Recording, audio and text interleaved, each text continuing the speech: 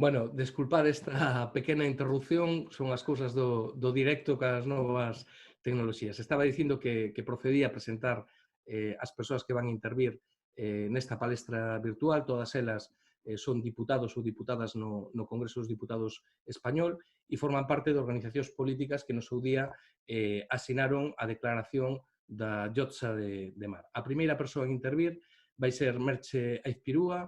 Merche xornalista, foi xornalista no seu día no diario Eguin, foi directora do diario Gara, é natal de Usurbil, onde tamén foi alcaldesa e actualmente pois, é diputada no Congreso dos Diputados e portavoz do Grupo Parlamentario de Euskal Herria Bildu. A continuación intervirá Marta Rosique. Marta é graduada en xornalismo, foi unha gran activista e sigue a ser do movimento juvenil independentista catalán, portavoz no seu día da plataforma Universidade per a República, membro tamén da dirección de Joven Republicà, que é a organización juvenil de Esquerra Republicana de Cataluña, e actualmente diputada por esa formación política no Congreso dos Diputados e, ademais, pois, é a diputada máis nova das Cortes Españolas. En terceiro lugar, intervirá Albert Botrán, historiador, foi no seu día concelleiro da CUP, tamén diputado no Parlamento de Cataluña e actualmente pois, diputado pola provincia de Barcelona no Congreso dos Diputados. É militante de Poble i Llure e un gran coñecedor tamén da realidade política galega. A continuación, intervirá tamén Laura Borrás, que é politóloga e filóloga, foi conselleira de Cultura do goberno catalán, foi tamén diputada no Parlamento de Cataluña e actualmente pois, é diputada no Congreso dos Diputados por Junts per Catalunya, da que é a súa portavoz.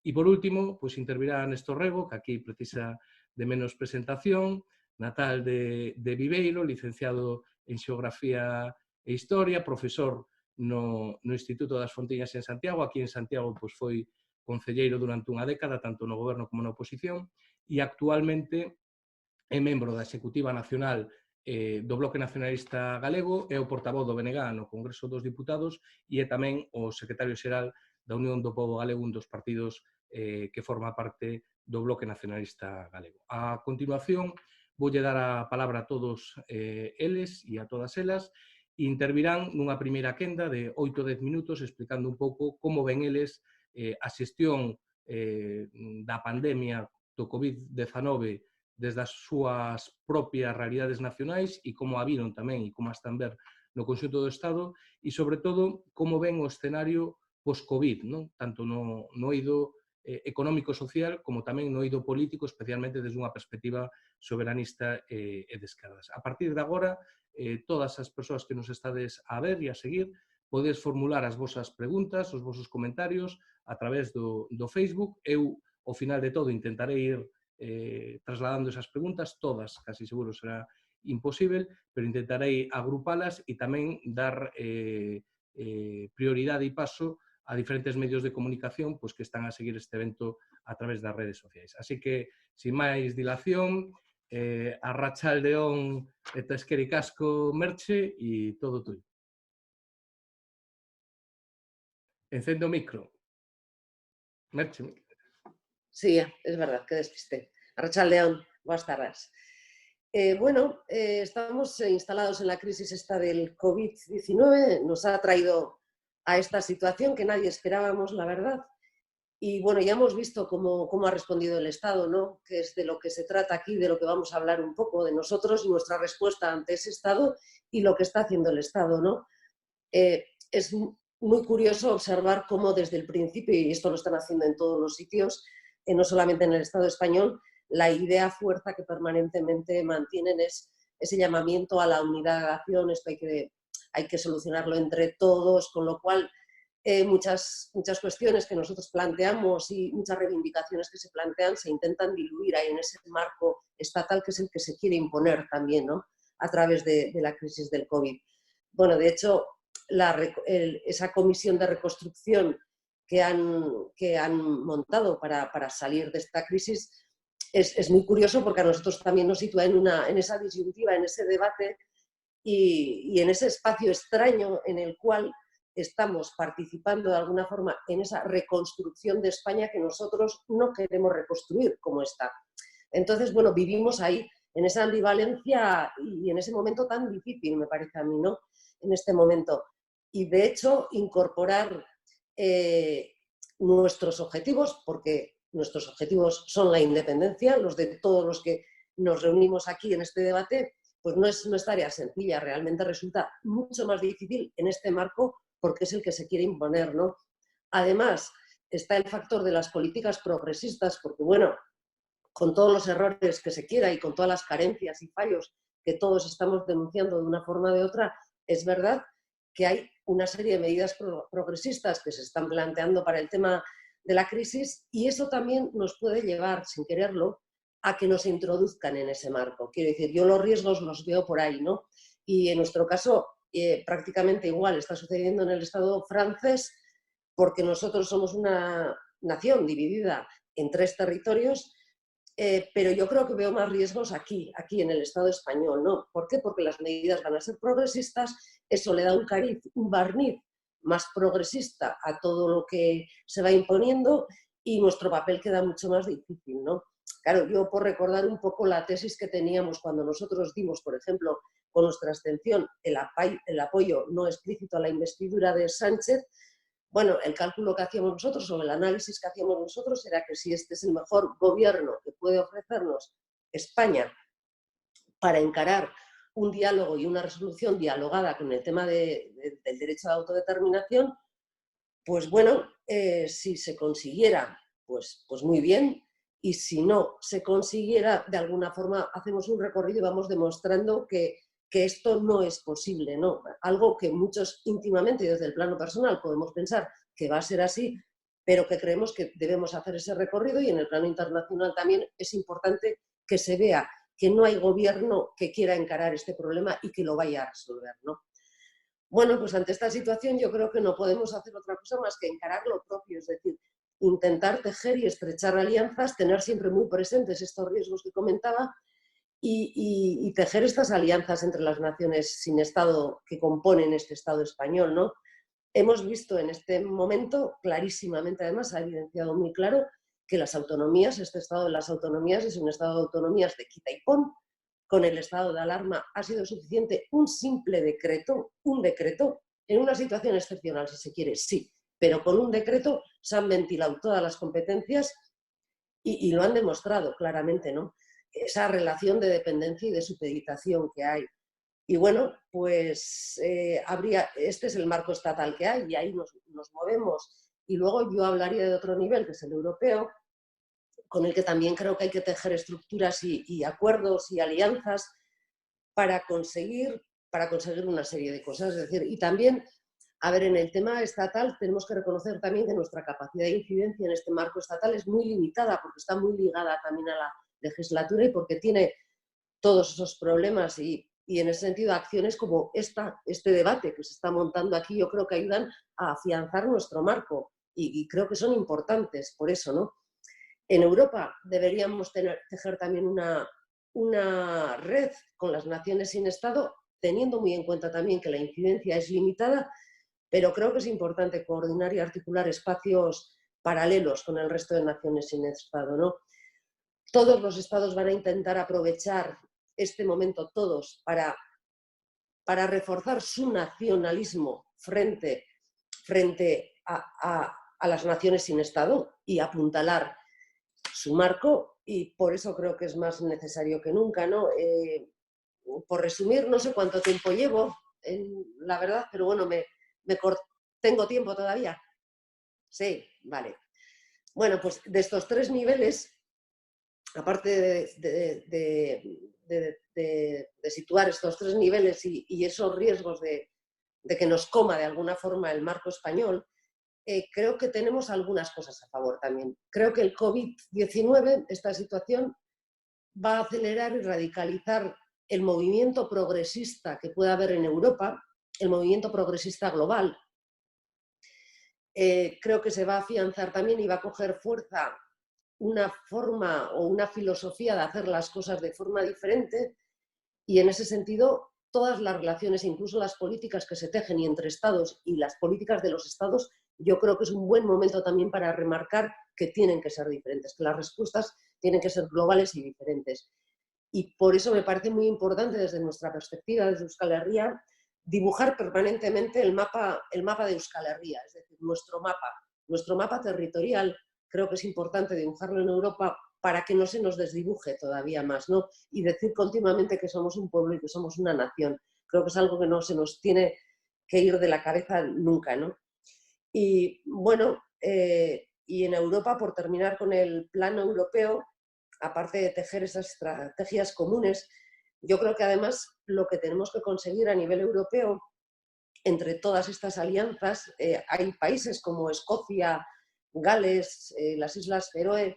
Hay otro dato también importante: en los últimos 15 años, las fuerzas soberanistas están implantándose con más y más fuerza, es decir, está ganando terreno, con lo cual es algo que no podemos perder de perspectiva y que también nos viene bien, ¿no?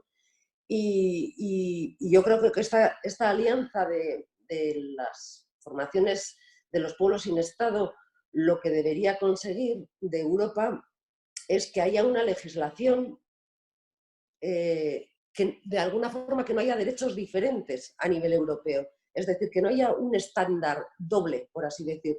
Y por resumirlo mucho y para que se entienda muy bien, que jurídicamente haya un estándar que sea el bueno, el óptimo, el progresista, y que incluya el derecho a decidir, y que no haya ese doble estándar en el cual Escocia pueda acceder a un referéndum de autodeterminación y, sin embargo, Cataluña, Euskal Herria o Galicia no, por resumirlo mucho, ¿no? Y bueno, pues creo que ese sería un poco el panorama o el carril por el que deberíamos discurrir. Marta, perdón, tienes la palabra. De acuerdo, lo siento. Nada, decía que realmente agradezco que se hagan eventos como este. Disculpar también a mi compañero Gabriel Rufián por no haber podido asistir, pero sin duda nos comprometemos a intentar organizar algo parecido de forma presencial y a ver si como mínimo podemos celebrar el Día de la Patria Galega conjuntamente. A ver si la nueva normalidad nos lo permite. Bien, voy a hablar primero de la parte más de actualidad. Como bien sabéis, la emergencia del coronavirus sobre todo ha impactado sanitaria, pero también económicamente. Esto supone que nos hemos encontrado ante una crisis humanitaria y que ha comportado que tengamos, a nuestro parecer, dos tipos de gestiones diferentes a abordar. En primer lugar, la emergencial y, por otra parte, la estructural. En lo que viene a ser la respuesta del Estado español, compartimos algunas de las reflexiones que ha hecho Merche. Nosotros hemos visto como el Estado, sobre todo, ha tendido a centralizar, por una parte, a ahogar a las clases trabajadoras, por otra, a militarizar y, por último, a adoptar una actitud autoritaria. Es decir, de algún modo hemos visto la esencia de lo que veníamos diciendo y avisando que era el propio régimen del 78. Han centralizado las competencias sanitarias y esto a nosotros, que tenemos también la gestión del Departamento de Sanidad de la Generalitat de Cataluña, lo hemos visto de forma claramente negativa, porque quien tiene la experteza en este sentido es la propia Generalitat, que es quien siempre lo ha estado trabajando. Esto ha supuesto que la respuesta sea tardía y descoordinada, pero aparte también hemos visto centralización como con el 55% de políticas activas de ocupación. Esto en un momento en el que el paro se ha acentuado. Por otra parte, decía, han apoyado a la patronal sobre todo en vez de defender y asegurar a las clases trabajadoras. Nosotros en el Congreso hemos ido planteando una serie de propuestas, como serían crear impuestos a las grandes fortunas, a las plataformas digitales, exigirle a la banca que devuelva el dinero y asegurar, por ejemplo, que el despido sea suspendido de forma total y absoluta. Pero en cambio nos hemos encontrado con un gobierno que ya sabíamos y que conocíamos que ha utilizado esta emergencia también desde un punto de vista de campaña de marketing. Seguimos encontrándonos ahora mismo de forma emergencial, como decía, que hay demasiada gente que no ha cobrado los ERTOs, que no ha cobrado la prestación del paro, que no va a cobrar la prestación del paro, que con el ERTO no va a tener suficiente tampoco para llegar a fin de mes. Por otra parte, han militarizado el Estado, algo que ya no suponíamos que aprovecharían en un momento como este, no solo con discursos bélicos, no solo con militares en las ruedas de prensa, sino que también hemos visto cómo han aumentado el presupuesto en defensa, como hemos visto con nuevo presupuesto para vehículos blindados, esto en un momento de emergencia del coronavirus, pero aparte también se ha seguido exportando armamento y esto lo hemos visto como con el caso del barco Bahri Tabuk, que es un barco que ha pasado por el Estado español para luego ir a Arabia Saudí. Todo esto en un momento de emergencia. Y por otra parte, cuando hablaba de autoritarismo, me refería sobre todo a que el gobierno ha decidido actuar en base a decretazo limpio. Todo aquello que ha aprobado ha sido a base de decretos. Aparte también no se han coordinado con la oposición en ningún momento, nos hemos enterado de lo que hacía el gobierno mediante ruedas de prensa y por tanto luego cuando nos venían a pedir que les votáramos a favor su modelo de estado de alarma, esto evidentemente pues ha complicado nuestra posición. Nosotros respecto al estado de alarma tenemos una posición muy clara, que es que hay una alternativa al estado de alarma. No es cierto lo que plantean, lo único cierto es que con el estado de alarma se puede controlar la movilidad total, pero no es cierto que sin el estado de alarma caigan las ayudas. Y esto ya hemos venido avisando al respecto, pero es que además ha habido una evidencia muy clara, que es que 2 días después de que votáramos que no al estado de alarma desde Esquerra Republicana y de que nos criticaran de forma desmesurada, decidieron que desvincularían los ERTOs del estado de alarma. Por tanto, nos han dado la razón. Al fin y al cabo, nosotros hemos adoptado una posición propositiva, pero a la vez crítica en toda la situación de emergencia, y ahora que empieza este desconfinamiento, creíamos que era un buen momento para recuperar competencias y derechos. Al fin y al cabo, sabemos y lo conocemos que los derechos son muy fáciles de perder, pero en cambio es muy difícil recuperarlos. Por tanto, en la medida que podamos también ir autogestionándonos, esto también será más positivo también para nuestra propia soberanía. Además, nosotros ahora sí que hemos planteado 4 condiciones que creemos que son básicas. Una sería esta devolución de las competencias. Si quieren hacer un estado de alarma, tiene que pasar por la devolución de las competencias, porque somos quienes sabemos cómo gestionar una situación de emergencia sanitaria y humanitaria como la que estamos viviendo. Por otra parte, asegurar el permiso retribuido a las familias, es algo que prometieron y que no ha llegado y que sería necesario para conseguir la conciliación laboral. Otra reclamación sería el uso de superávit de los ayuntamientos, que es una demanda sobre todo de distintos alcaldes. Y por último, algo que no deberíamos estar reclamando, sino que tendrían que dar por sentado, que es recuperar la mesa de diálogo. Esta era nuestra condición para la investidura. Esto sigue presente, aunque haya habido una emergencia por en medio. Esto no implica que el conflicto político no sea existente. El conflicto político sigue adelante, seguimos teniendo también nuestros compañeros presos y por tanto esto hace que tengamos que seguir reclamándolo. En este sentido, el planteamiento es muy claro. Lo que les venimos a decir es que pueden elegir entre ciudadanos, los del IBEX, los de la represión, con los que si deciden aliarse entonces volverán a cometer los mismos errores que en 2008, o a aliarse con la izquierda. Pero si se alían con la izquierda, con los demócratas, los que defienden las clases trabajadoras, entonces tendrán que entender también que hay un conflicto político a abordar y que, por tanto, esto pasa por la construcción de nuevas soberanías. Antes Merche comentaba la situación de la mesa de reconstrucción. A nosotros también nos supone un debate grande y imagino que esto nos pasará a todos los grupos independentistas, pero aquí sí que es cierto que en cierto modo podemos encontrar una cierta oportunidad o algunas oportunidades. Es cierto que este no será nuestro espacio prioritario, porque el espacio prioritario para nosotros debe ser la reconstrucción de los països catalans y de Europa, pero sí que podemos llegar a aprovechar esta mesa de reconstrucción de 2 modos. En primer lugar, sería que tenemos la posibilidad de situar el conflicto nacional del Estado español. Y me explico, aquí al fin y al cabo podemos evidenciar lo que ha supuesto la centralización de competencias y el mantenimiento del conflicto político durante este estado de alarma y durante esta emergencia del coronavirus. Para ello, por tanto, no podemos actuar solos tampoco, ni como formación política, ni incluso con la coordinación con la sola coordinación de estos grupos políticos que estamos aquí representados, sino que necesitaremos también presión social en este sentido para hacerlo evidente, es decir, desde las calles también a movilización, nuevos tipos de movilización seguramente para adaptarnos a la nueva normalidad. En segundo lugar, también es nuestra oportunidad para desenmascarar el gobierno progresista.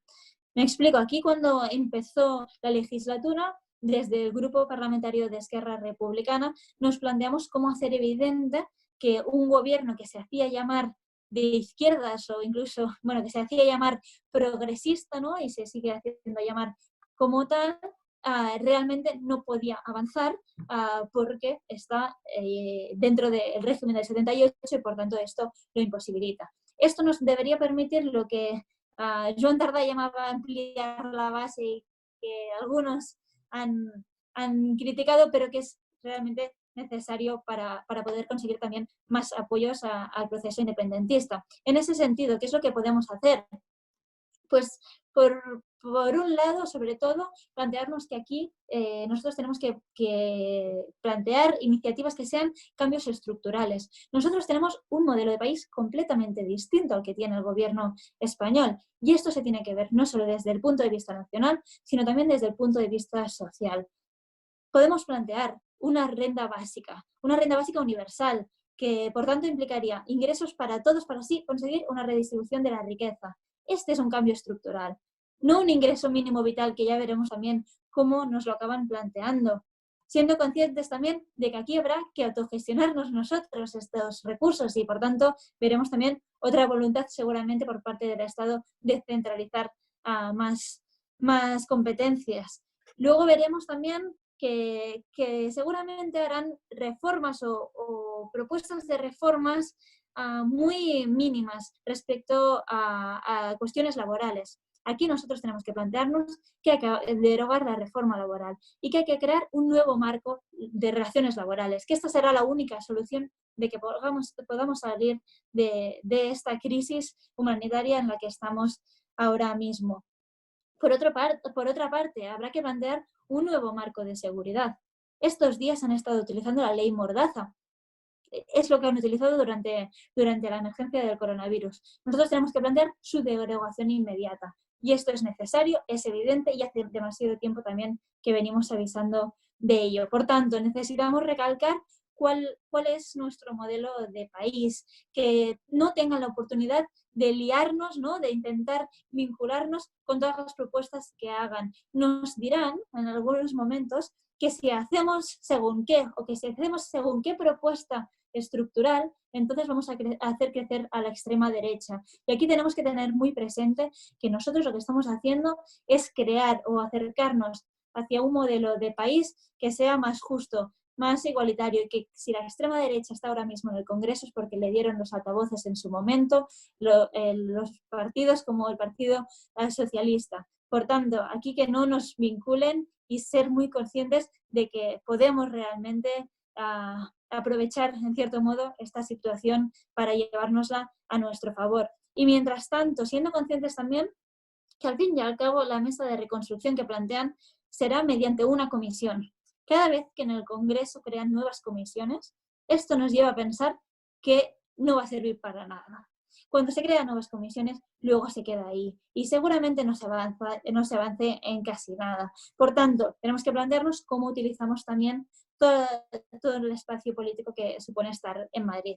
En ese sentido, deberemos seguir forzando una negociación mediante la mesa de diálogo. Esto nosotros lo seguimos planteando como Esquerra Republicana y creemos que es necesario también poner sobre la mesa una vez más y tantas veces como sea posible o como sea necesario nuestra fuerza en la aritmética parlamentaria. Al fin y al cabo necesitan nuestros votos si no quieren estar contando con la oposición de derechas. Luego también será necesario mantener la movilización constante, tanto por los derechos sociales como los nacionales, y por tanto, en ese sentido, aumentar también la afiliación sindical, algo que ya también avisábamos antes de que empezara toda esta emergencia y que tenemos también que ponernos en ello como movimientos independentistas. Por otra parte, coordinar nuestras perspectivas políticas, nuestra agenda también a nivel internacional. En Madrid hay mucho trabajo que hacer a nivel internacional, más allá de lo que puedan hacer nuestros compañeros en el Parlamento Europeo, que también será evidentemente necesario ante esta reconstrucción de Europa que se va a plantear también, y a la vez pues ser conscientes de que lo único que podemos hacer y que debemos coordinarnos para ello es evidenciar que el régimen del 78 está ahí, que los pilares del régimen es lo primero que defienden. Hemos visto, por ejemplo, cómo salía un caso de corrupción de la monarquía durante la emergencia del coronavirus de forma casual y además nos impedían hacer una comisión de investigación. Esto tenemos que seguir llevándolo sobre la mesa y avisando también de que nos están impidiendo estudiar lo que ha sucedido con la monarquía, una monarquía que evidentemente no debería existir, pero por otra parte también tenemos que condicionar, y condicionamos con nuestra posición aritmética en el Congreso de los Diputados. Por tanto, al fin y al cabo, es ser capaces de establecer un modelo republicano que se base en la seguridad humana, la libertad republicana y que ponga la vida en el centro. Esto para nosotros sería el planteamiento que debemos hacer al salir de esta crisis. Evidentemente, siendo conscientes también de que desde la Generalitat de Cataluña también habrá que hacer un trabajo auténtico para conseguir también salir de esta crisis de la mejor manera posible y ser un ejemplo también para todos los ciudadanos que puedan tener algún tipo de duda sobre la independencia dels països catalans y también, por tanto, a ir acercándonos hacia la independencia de todos nuestros pueblos. Muchas gracias. Muchas gracias a ti, Marta. Tiene la palabra ahora Albert Botran. Hola, pues gracias a las organizaciones que habéis planteado este debate, este encuentro entre distintos puntos de vista soberanistas, independentistas. Para entrar en materia, yo pienso que también hay que ver la dimensión global de la crisis. Pienso que cualquier crisis lo que hace es aflorar unas contradicciones ya latentes y acumuladas en un sistema y pone de relieve las relaciones de poder y de clase que en épocas, como digamos, que de no crisis pasan más desapercibidas, pero cuando el sistema sufre una crisis, estas relaciones de poder se dan más, se explicitan más, ¿no? Igual que las contradicciones. Yo creo que en su dimensión económica, esta crisis lo que pone de relieve es las contradicciones del sistema capitalista y en concreto de la versión neoliberal de los últimos como 50 años en diversos aspectos. Por ejemplo, el haber desmantelado la sanidad pública, ir privatizándola y dejándola cada vez pues, más precaria, y se ha notado en particular en territorios como el nuestro y creo que en el conjunto del Estado. Ámbitos como la atención primaria o las políticas de salud pública se han visto que cuando era necesario hacer frente a una emergencia estaban muy, muy maltrechas, ya no solo las unidades de vigilancia intensiva y tal, sino cuestiones estructurales de la sanidad. Y eso es por la manera como el capitalismo a grandes rasgos ha tratado a la sanidad en los últimos 50 años, ¿no? Cuando decidió empezar a desmantelar el estado del bienestar. De la misma forma que en este sistema pues, hay muchos sectores de las clases populares que viven con trabajo o formal o informal, pero en la precariedad, y que en el momento en que se para la economía unos meses, enseguida entran en una situación de crisis, y eso lo hemos visto pues, con sectores pues, de falsos autónomos, sectores con ingresos muy, muy bajos, etc., ¿no? Y no tan solo eso, también hemos visto que los tejidos productivos de nuestros respectivos países estaban también muy debilitados y maltrechos de las políticas de desindustrialización de las últimas décadas, y eso se ha visto. Ha costado mucho producir ciertos materiales, ha tenido que venir todo y esperar que viniese principalmente de Asia, en concreto de China. Hoy teníamos una mala noticia, una muy mala noticia en Cataluña. Nissan amenaza o anuncia que cerrará una planta que da trabajo a 3.000 personas e indirectamente a unas 20.000. Y eso es, pues, no es nada nuevo, digamos, son las confirmaciones de tendencias de la economía y del capitalismo que ya venían, ¿no? Y para añadir otra, la cuestión de los cuidados, ¿no? Un aspecto de nuestra vida social y económica invisibilizado, no remunerado, y que, de hecho, esta crisis lo que pone de relieve es lo estructural y necesario que son esos trabajos de cuidados, ¿no? Y más yendo en concreto al ámbito del Estado español, pues también lo que pone de relieve cuando surge una crisis de esta es lo que comentaba, ¿no? Las relaciones de poder, las relaciones de clase que se dan dentro de un marco concreto, en este caso el Estado español, ¿no? Para nosotros lo que ha puesto de relieve es el peso que tiene la oligarquía o el IBEX, como le queramos llamar, en las decisiones políticas que se toman en el Estado español, ¿no?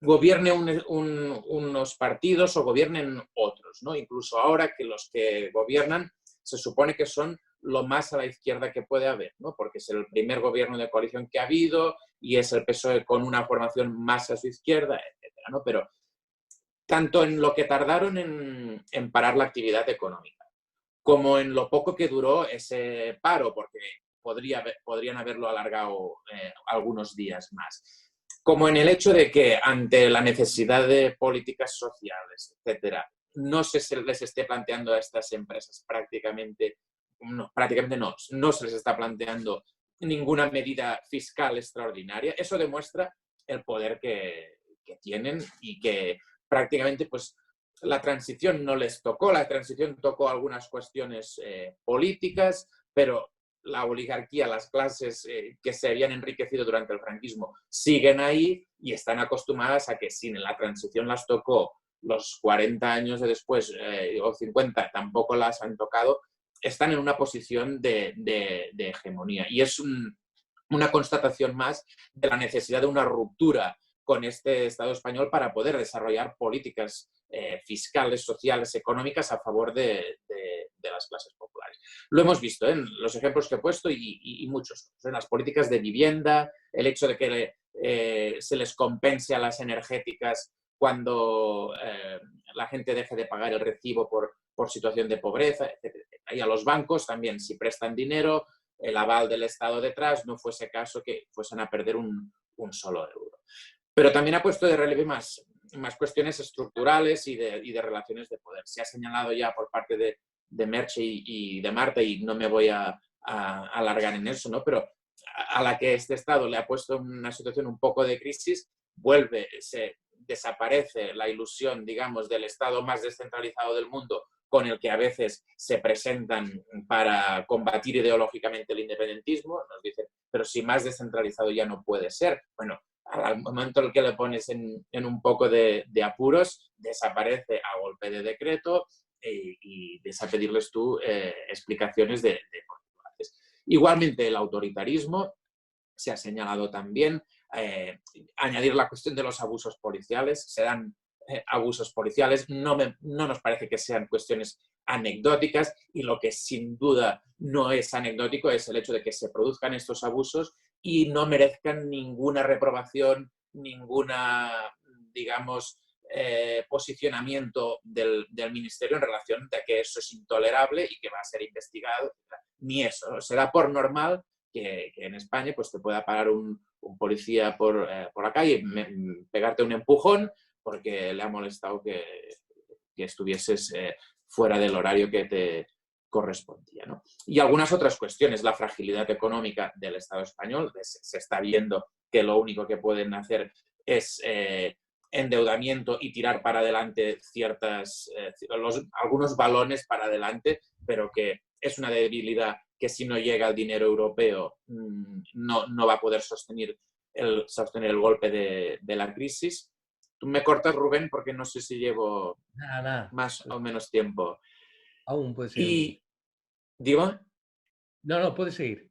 Muy bien. Y lo último que pone de relieve, a mi entender, y como no sé si es una situación estructural o coyuntural, pero es el hecho de que de una debilidad muy fuerte de la izquierda española, desde la transición para aquí, pero lo que vino luego como para regenerarla y darle un nuevo impulso, queda otra vez subordinado a las medidas que decíamos antes, que no tocan las estructuras económicas del Estado, y casi que lo único que deja como alternativas a las grandes medidas económicas a favor del IBEX es a los pueblos sin Estado, que con sus fuerzas soberanistas independentistas al frente, ¿no? Pero me parece también significativo que se empiezase a usar el marco de los pactos de la Moncloa, aunque luego hayan,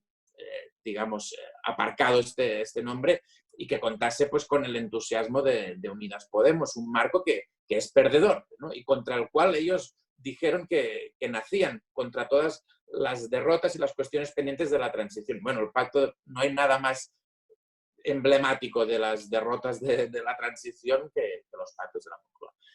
Entonces, para ir concluyendo, queda claro para nosotros que el futuro pasa por ganar soberanía frente a este Estado español, y también, para añadir algo más, frente a la Unión Europea, pasa por ganar soberanía respecto a la Unión Europea, y en nuestro caso, pues lo que tenemos claro es que esta soberanía es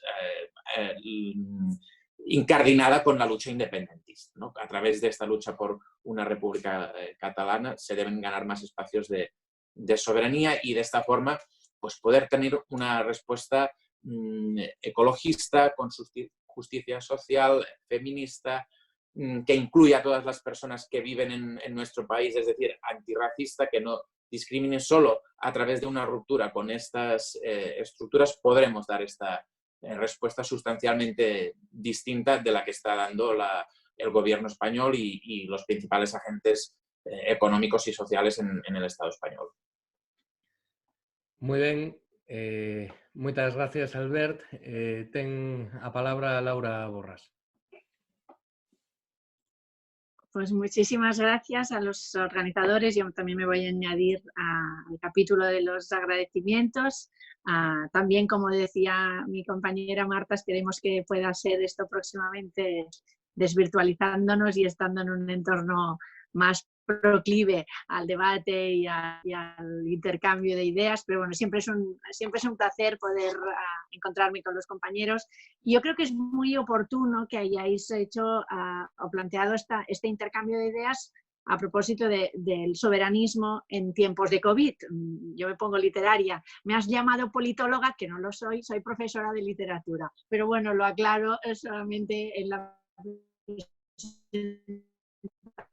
Me encantaría,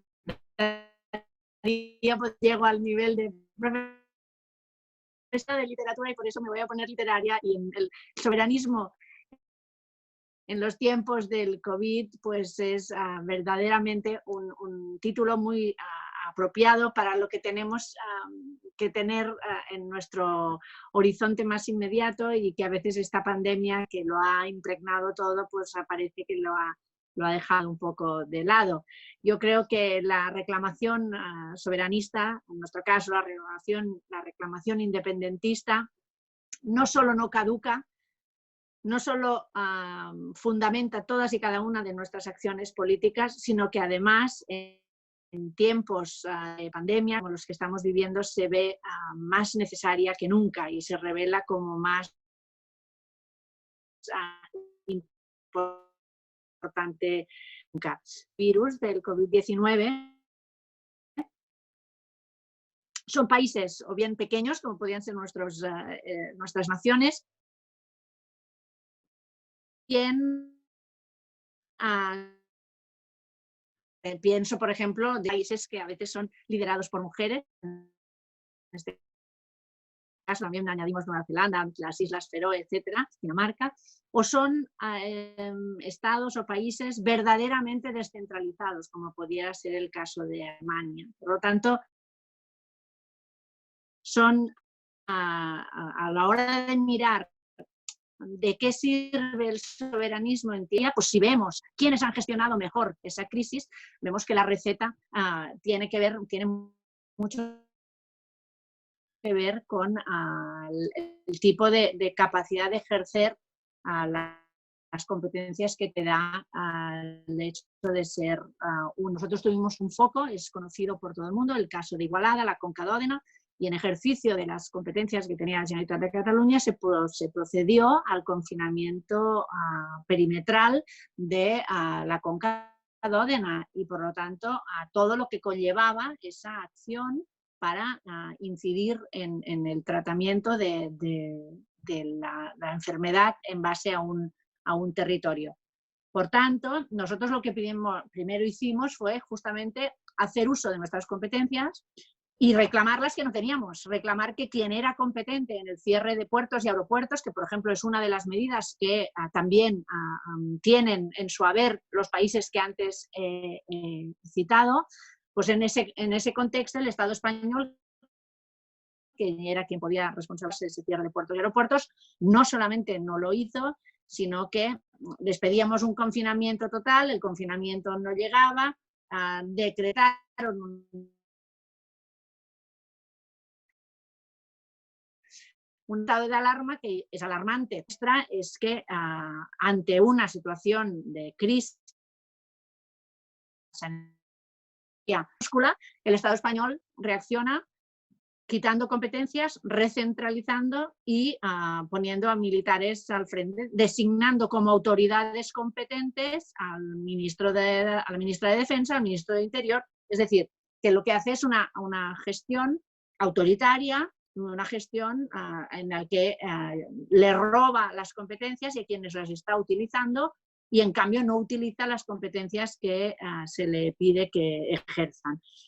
Ha sido una historia bueno, la crónica de una gestión fracasada en la que hemos siempre llevado unos 15 días de retraso con respecto del gobierno central, con respecto de las propuestas que le llegaban del gobierno de Cataluña.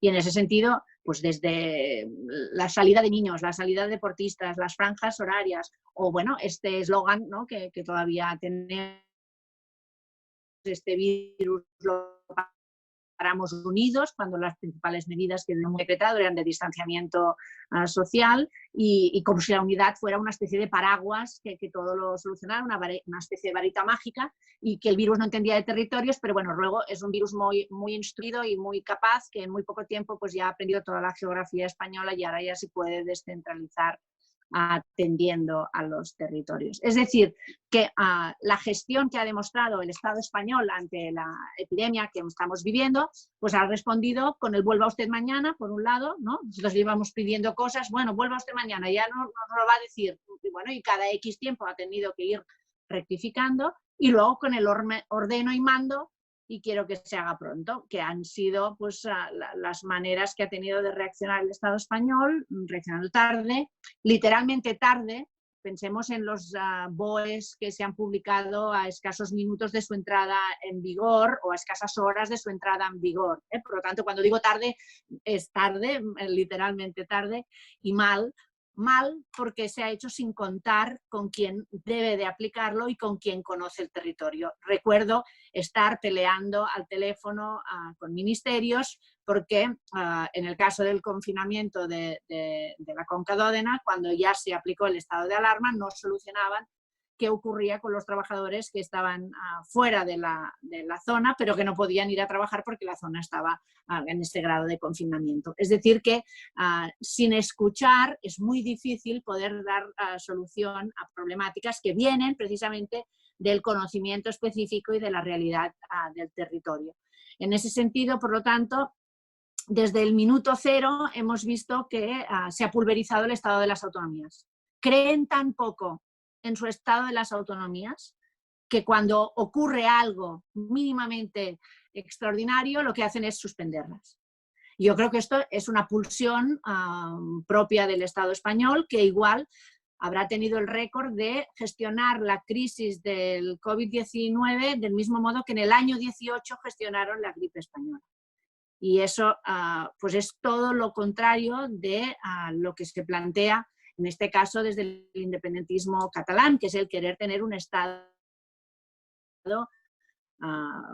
de nuestra medida, pequeño, pero eficiente y moderno. Y por lo tanto, en ese sentido, la independencia la reclamamos como una herramienta. No es una especie de carrera y en que la independencia es la meta final, ¿no? La independencia es la herramienta que permite una mejor gestión y una vida más confortable para toda la ciudadanía y, por lo tanto, una herramienta para mejorar la vida de las personas, pero también en una situación como la que hemos visto, pues es un instrumento de protección, de crecimiento, si hablamos también de las medidas que se han podido tomar con respecto a la gestión inmediata de la pérdida de ingresos de las familias y de supervivencia en último término, porque efectivamente ese retraso en el caso de una enfermedad que se propaga con la rapidez que lo hace el coronavirus, pues evidentemente se cobra en vidas humanas. Por lo tanto, desde el primer momento el haber escuchado les habría permitido, tanto que ahora hablan de la cogobernanza sin respetar las competencias, con lo cual no hay cogobernanza que valga si tú no reconoces al otro como alguien un igual que puede ejercerlas. Pedíamos la renta de ciudadanía para los trabajadores, para los autónomos, la liquidez de las empresas, no el rescate de los bancos a través de esa liquidez, sino la liquidez del tejido productivo. En el caso de Cataluña es el 95% de nuestro tejido productivo son de pequeñas y medianas empresas. Suspender el pago de impuestos y, por lo tanto, si vemos qué es lo que hemos propuesto, qué es lo que hemos hecho cuando hemos tenido capacidad de hacerlo y qué es lo que no se ha hecho en el Estado español, pues el resultado evidente, las moratorias de créditos de pago de créditos de hipotecas, suspender también los pagos de los suministros básicos, ampliar esas condiciones de fuerza mayor para que las empresas pudieran haber accedido con más facilidad a los ERTEs, cómo se está produciendo este pago de los ERTEs, medidas que venían de Europa y que ya podía haber aplicado el gobierno español, pues eliminar el objetivo de déficit, el techo de gasto para que las comunidades y los entes locales pudieran endeudarse para hacer frente a la crisis y al mismo tiempo pudieran utilizar el superávit que tenían acumulado. Es decir, que en ese sentido, de algún modo, la gestión de la crisis, cuando dispones de todas las herramientas, pues te da mayor oportunidad de llevar a cabo este objetivo de protección y mejora de la vida de las personas. En el caso de cómo lo hemos vivido, pues ha sido como querer abordar una crisis mayúscula, una crisis de Estado, teniendo las manos, los pies, los ojos vendados, ¿no? Porque te privan de todas las competencias en un estado de laminación de la autonomía extremo, como nunca antes se ha vivido. Por eso nosotros desde el principio hemos hablado de 155 por la vía sanitaria. De algún modo es evocar un poco la situación que se produjo también con el 17 de agosto y los atentados, en el que pudimos hacerle frente como si fuéramos un Estado, y en ese sentido la independencia la seguimos queriendo, necesitando y reclamando precisamente para mejorar las condiciones de vida de la ciudadanía. Se ha generado un falso debate también sobre el nacionalismo. No sé si por eso vosotros habéis hablado de soberanismo, ¿no? Siempre hay, ¿no? Tendemos a finalmente a criminalizar las palabras porque las acaban contaminando en falsos debates, ¿no? Muchas veces, o debates interesados, ¿no? Pero que les interesa a la parte que pueden, desde una posición de hegemonía, pues tomarse el lujo de utilizar las palabras como les parece. Ya sabemos que quien vive en un Estado puede no sentirse nacionalista, su nacionalismo es hegemónico y entonces se le llaman patriotas, no se le llaman nacionalistas.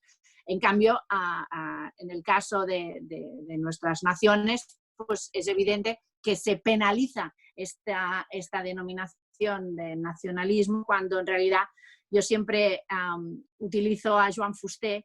Joan Fuster tenía un texto maravilloso con su ironía absoluta, y como siempre hablamos de Països Catalans, a Joan Fuster lo reivindicamos. Su artículo se titula Contra los nacionalismos, y lo titula Contra los nacionalismos precisamente porque dice: es curioso observar cómo se mantienen tan obcecadas todavía hoy las actitudes hostiles ante cualquier reivindicación, digámosle, periférica, cuando se plantea en términos claros.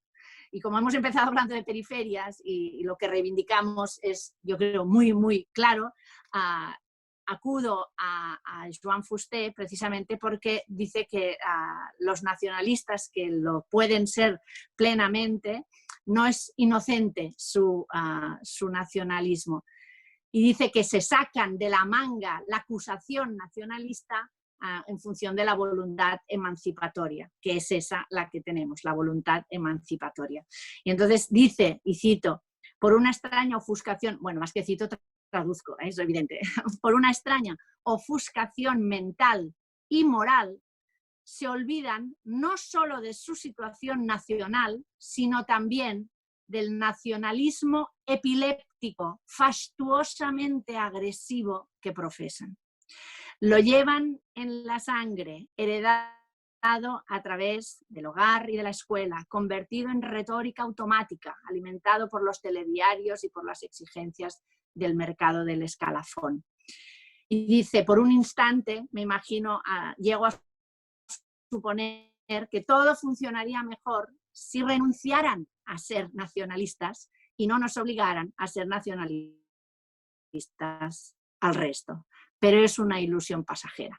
Él mismo tiene esa dosis de realidad última de pensar que debería ser una ilusión pasajera, porque quien lo es ataca al otro que lo quiere ser cuando lo único que pretende es emanciparse. Por lo tanto, en este contexto de cómo se ha gestionado la crisis, yo creo que he explicado de qué modo, desde el punto de vista de Cataluña, la independencia como herramienta nos hubiera podido permitir al menos estar en disposición de llevar a cabo todas las decisiones que se han tomado y se han terminado tomando con un decalaje de entre 5 y 15 es letal en términos, literalmente letal en términos del virus, pero el escenario post-COVID, que también pedíais que lo pudiéramos abordar, y con esto termino, es que estamos en un contexto en el que hemos visto que la globalización es una situación que nos conecta, pero nos ha hecho vulnerables, ¿no? En ese sentido, a partir de cómo se ha expandido el virus. Cuando hablan de nueva normalidad, es un concepto francamente problemático, porque justamente la normalidad era el problema, o cómo se está gestionando el problema. ¿Qué querrá decir nueva normalidad? Volveremos a la situación que teníamos antes, desde todos los puntos de vista, de recorte de derechos, que ahora también con la excusa del estado de alarma se ha incrementado. Se hablaba de tenían que derogar este gobierno tan progresista la ley Mordaza, y ha hecho el 155 digital, también ahora llevado a cabo también bajo el estado de alarma. Hablemos de cómo tiene que ser esta gestión post-COVID del mundo, del escenario que nos va a quedar, en el que tiene que ver con una racionalización también de la utilización de los transportes, del teletrabajo, de la manera de relacionarse entre las administraciones, con la sostenibilidad. Al planeta le ha venido muy bien, desgraciadamente, que durante semanas los humanos hayan tenido que estar en una situación de confinamiento. Por lo tanto, todo esto va a tener que ser objeto de un nuevo debate. ¿Y cómo lo afronta el Estado español? Pues, otra vez, estamos en esta situación fueron descafeinando. Efectivamente, nosotros ya dijimos que no participábamos de ninguna reconstrucción nacional española porque estábamos por una construcción nacional catalana y por lo tanto que no entrábamos en esta cuestión. Y sin embargo, hemos terminado en una comisión parlamentaria en la que, a juzgar por cómo van las sesiones que hemos llevado a cabo hasta el momento, es lo mismo de siempre, en la que quieren que comparezcan las mismas personas que siempre ya comparecen en otras comisiones. Por lo tanto, es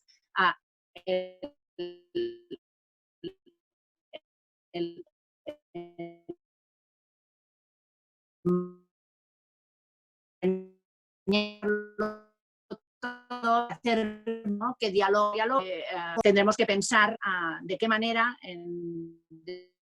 desde cada una de nuestras naciones podemos incrementando y por lo tanto con ese camino hacia la independencia recuperar pues a las cuotas de bienestar y de seguridad que la ciudadanía se merece, y eso pasa pues evidentemente por conseguir el ser capaces de gestionar nuestra riqueza, ser capaces de gestionar nuestra salud, no es ser capaces de gestionar a la manera como vamos a tener que pensar una nueva economía social, también replanteándonos modos de proveernos o modos de producir, no con un crecimiento, sino igual con una desescalada en términos verdes, etc. Por lo tanto, en ese sentido, la nueva normalidad que queremos es sin presos políticos, sin represión. La última vez que estuvimos en el Congreso, tanto Jon Iñárritu en una ocasión como yo misma, pues sufrimos esta amenazas de las policías española. Es decir, la normalidad que queremos no pasa por volver a la antigua normalidad del Estado español. Moi ben. Moitas gracias, Laura. Ten a palabra agora Néstor Rego. Boa tarde. Eu tamén primeiro quero agradecer a oportunidade de ter este coloquio entre forzas soberanistas, entre forzas que temos xa dende hai moito tempo unha tradición de colaboración e que últimamente pois, se ven, mesmo neste período, pois, se ven manifestando naquelas cuestións que son obxectivos comuns, como a defensa do dereito de autodeterminación, da soberanía, o cuestionamento da monarquía, por exemplo, ou a reclamación de que se investigue a corrupción dos Borbóns. Non?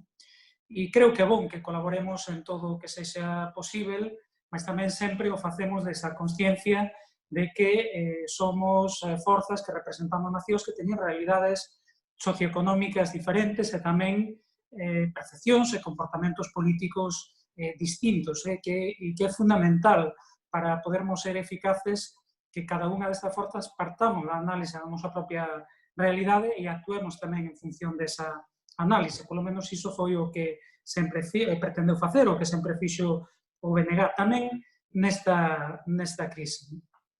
Eu vou primeiro facer un repaso moi sintético de como foron as cousas até agora para logo centrar un pouquinho máis en como entendemos que deben ser. Nos, o BNG, desde o primeiro momento, dixemos que era pois esta unha circunstancia excepcional en que era preciso actuar coa máxima responsabilidade porque o obxectivo, a prioridade, debía ser salvar vidas. E si o fixemos, non pasando por alto decisións políticas que, desde logo, non nos gustaban.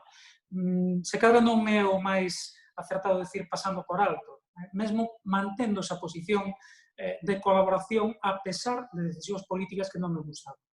Non pasándoas por alto porque, efectivamente, tamén dixemos sempre que non íbamos, que esa colaboración non podía ser nin muda nin acrítica. Nós, desde logo, fixemos crítica cando entendemos que debíamos facelo, pero fixemos tamén propostas de maneira permanente. Propostas que, infelizmente, non foron tomadas en consideración na maior parte dos casos ou cando foron tarde e de forma insuficiente. E o que primeiro que constatamos é que moitas desas decisións que foron adotadas nos primeiros momentos e até aquí da crise no ámbito estritamente sanitario realmente non foron por criterios científicos ou sanitarios, senón por criterios políticos e ideolóxicos.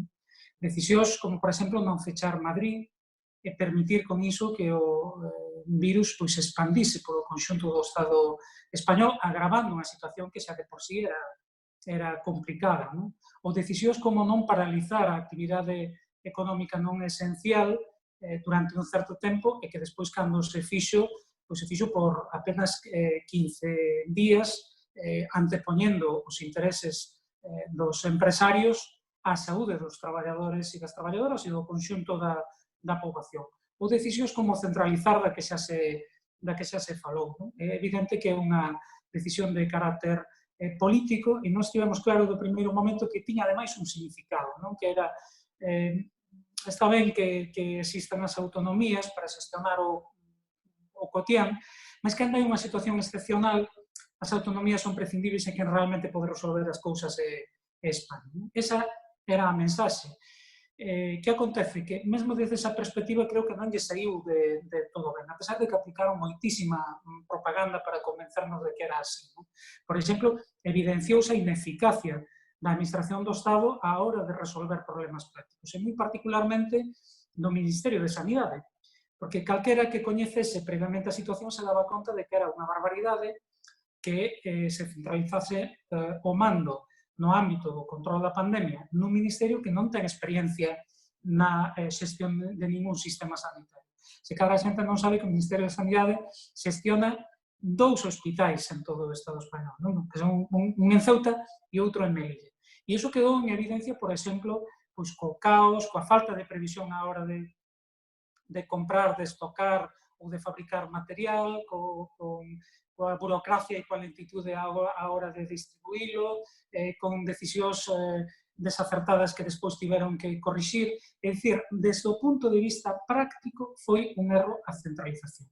E, evidentemente, pois tamén o foi do punto de vista político. Mencionaba Merche que con un decreto foron capaces de tirar abaixo as competencias autonómicas. Isto é posible porque o modelo autonómico basease en que isto é unha concesión, unha carta outorgada, non é un dereito conquistado. En esa medida, pois é o propio Estado que decide cando pode exercer e cando non debe exercer. Mesmo no plano electoral, nós ainda estivemos facendo fincapé nisto estes días, non? Con esa decisión de centralizar, no caso de Galicia, por exemplo, para alén de ser máis ineficaz e, por tanto, de ter unhas consecuencias negativas para o control da pandemia, o que deu como resultado é que Feixóo quedou coas mans libres para simplemente nunha posición moi cómoda para asumir aquilo que funcionaba ben, pero para responsabilizar ao goberno central de todo o que funcionaba mal. E iso permitiulle continuar facendo campaña electoral. Feixóo suspendeu as eleccións, pero nunca suspendeu a campaña electoral, amparado ademais nos medios que controla, como a televisión de Galicia. Desde logo, o goberno do Partido Socialista e de Podemos fixeron un grande favor, un grande regalo político a Feixóo nesta campaña. Simplemente unha cuestión en relación co estado de alarma, porque coa nosa posición no último caso, pois xerouse un certo debate. O estado de alarma non é unha fórmula en sí, vai vinculado a determinadas condicións. Pode haber un estado de alarma que lle facilite ao goberno, por exemplo, pois controlar a mobilidade, proceder a un confinamento estricto, que nós, por certo, reivindicamos desde o primeiro momento ese confinamento estricto, sin que eso implique ningún tipo de centralización, nin de militarización, nin de utilización, nin de violencia policial, nin de aplicación da lei Mordaza, que, como xa se dixo, o goberno que iba a derrogala foi o goberno que máis aplicou a lei Mordaza. En 2 meses aplicou na moito máis que o Partido Popular desde que entrou en vigor. E desde o punto de vista socioeconómico, creo que tamén quedou bastante en evidencia as carencias deste goberno. Recúbreno con moitísima propaganda, pero despois, a hora da verdade, moitas das medidas realmente non son o que parecen ser. Desgraciadamente, cando a xente se dá conta diso, pois é demasiado tarde. Eu só vou poñer 2 ou 3 casos. Nós falábamos de que era necesario prohibir os despidos e apoiar os salarios e con permisos para os traballadores. En vez desto, opouse polos ERTES, que supón que os traballadores perden salario, que supón que os empresarios non teñen que pagar as cotizacións á seguridade social, e que mesmo a garantía que había de mantemento do emprego de 6 meses posteriores foi demolida con este último decreto. Cando nós falábamos de condonar as hipotecas, eles optaron por unha moratoria, por final hai que pagar. Cando falábamos de suspender os alugueres e condonación tamén, no caso dos grandes tenedores, optaron tamén por unha moratoria, co cal, ao final, haberá que pagar. Falaron de que prohibían o despido, e non foi verdade, simplemente cambiaron o despido para improcedente, co cal se resolve simplemente aumentando de 20 a 33 días a compensación. Falaron, por exemplo, de que as empresas con presenza nos paraísos fiscais non ían poder beneficiarse das axudas por ERTE, pero na realidade, visto a letra do decreto, sí poden beneficiarse das axudas por ERTE. Non o farán as que teñan a sede nun paraíso fiscal, pero non siguen nada das que teñan filiais en paraísos fiscais.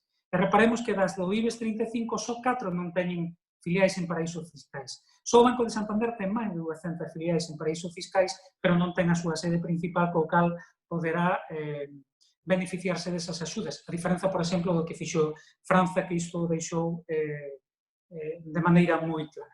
Frente a isto, que propón o Bloque Nacionalista Galego? E paso xa un pouco a non só o que viñamos defendendo, sino a onde creemos que hai que ir para o futuro. Porque eu xa avanzo tamén que nós non queremos ir a unha nova normalidade. Para nós a normalidade é a dependencia, pois o espolio dos nosos recursos naturais, é a drenaxe do noso aforro, é a sangría da emigración, a imposibilidade de desenvolver as nosas potencialidades económicas. Por tanto, non se trata de volver a esa nova normalidade e, desde logo, non a normalidade da xestión neoliberal da crise de 2008 e, por tanto, sempre dixemos que esta crise non a podían pagar os mesmos os traballadores e as traballadoras, que non a podían pagar aos povos, que había que facer políticas diferentes. Non parece que o goberno que se autodenomina máis progresista da historia de España este realmente por facelo, porque iso supón romper con algúns dos dogmas da Unión Europea e supón, efectivamente, romper tamén con paradigmas de dominación que aínda se mantén. Nos apostamos, por exemplo, pois por impostos ás grandes fortunas, apostamos por recuperar o diñeiro do rescate da banca, non só 60.000 millóns de euros do que se fala que foron para capitalización, sino a totalidade que superou 180.000 millóns de euros, de reducir o gasto militar. Hai que ter en conta que, según datos que coñecemos aínda recentemente, no ano 2009 superou os 20.000 millóns de euros, non? E que só o programa de compra de novos armamentos aprobado por o goberno do Partido Socialista supera os 13.000 millóns de euros. Por tanto, hai recursos suficientes para que non haxa que sacalos, máis unha vez, pois, por exemplo, das cotizacións sociais dos traballadores e traballadoras, como xa fixo o Ministerio de Traballo recorrendo a expropiar o fondo de formación que ademais correspondía a xestionar as comunidades autónomas. Ou defendemos nacionalizar as grandes corporacións, comezando por aquelas que xa foron públicas e que nunca deberon ser privatizadas. E un último aspecto, finalizo.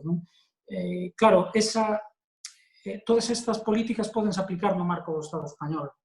E sería excepcional que se fixese. Somos, como digo, moi escépticos sobre as posibilidades de que se xase.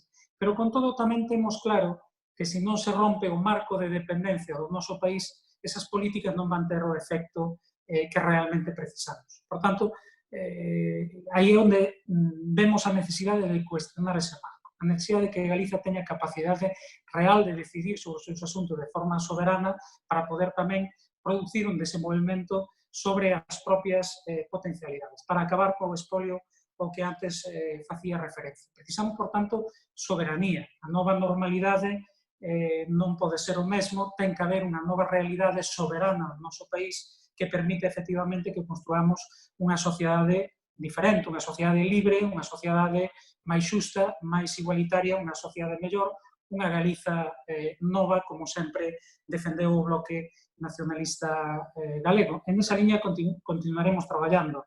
Non ciframos tampouco moitas expectativas co que vai a dar na Comisión de Reconstrucción que acaba de arrancar no Congreso, pero sí vamos a utilizarla para poñer sobre a mesa as nosas propostas, as nosas alternativas, para darlle visibilidade e, sobre todo, para desenmascarar tamén pois ese discursos que no aparencial son moi atraentes e que despois na práctica non deixan de ser un pouco máis do mesmo. Creo que o conxunto das forzas soberanistas concordamos en que temos que construir unha realidade diferente en cada unha das nosas nacións e para iso imos traballar. Obrigado. Obrigado, Néstor.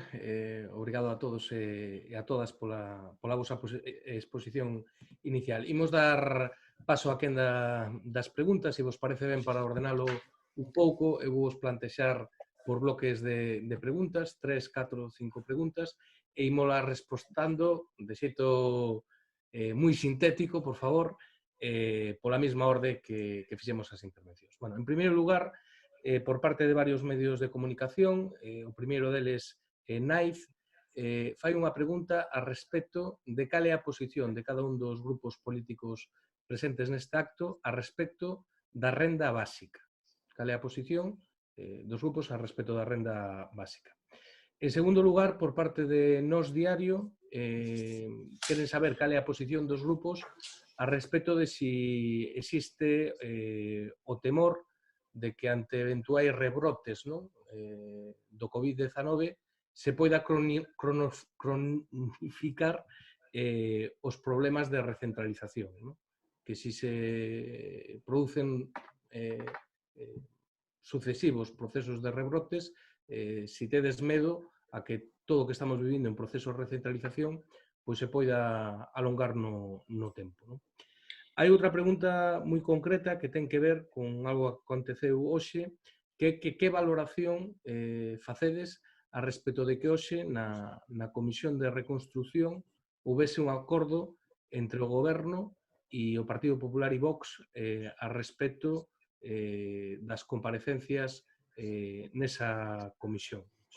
E por último, hai dúas preguntas, unha que fai referencia a que valoración facedes de que sexan as forzas políticas da esquerda española, neste caso o Partido Socialista e Podemos, que estén abandeirando precisamente ese proceso de recentralización.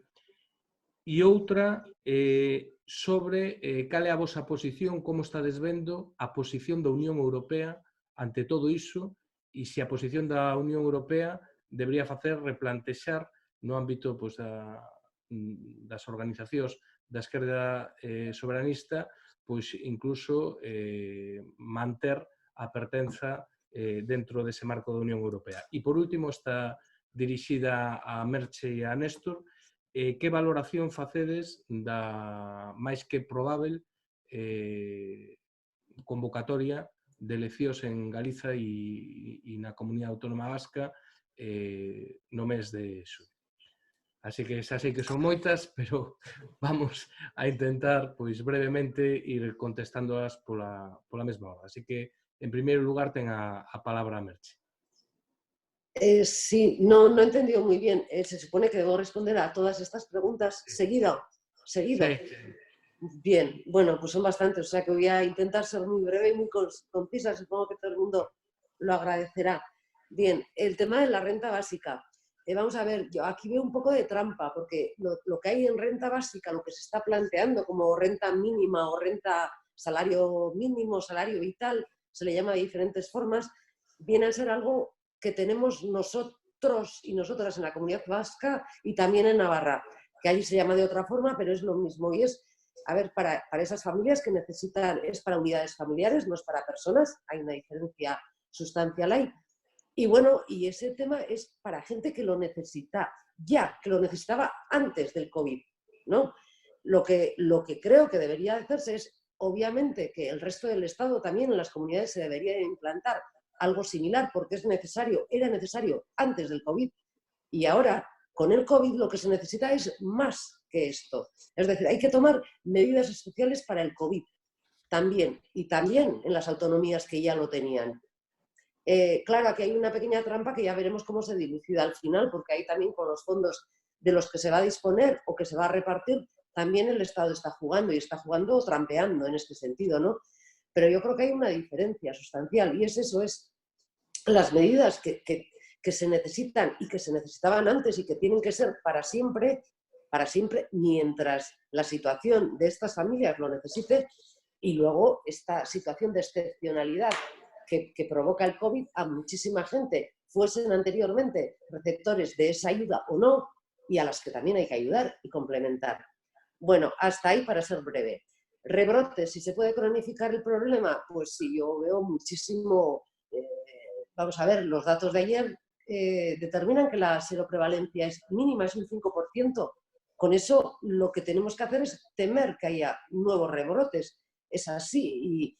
Y bueno, si se va a recentralizar con este tema, creo que era la pregunta, ¿no? Si se van a seguir, no sé, alguno de nosotros, no sé si ha sido Laura la que ha hecho el paralelismo ese de que España tiene esa tradición metida en el ADN o cultural o algo así, pues quién lo sabe, ¿no? En este momento, no sé. Yo espero que no, porque ahora parece que ya se han dado cuenta de que se podía haber hecho de otra forma, parece ser. No lo sé, no sé si terminaron de percibirlo del todo o no.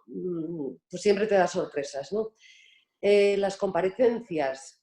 La otra pregunta era las comparecencias de la Comisión de Reconstrucción.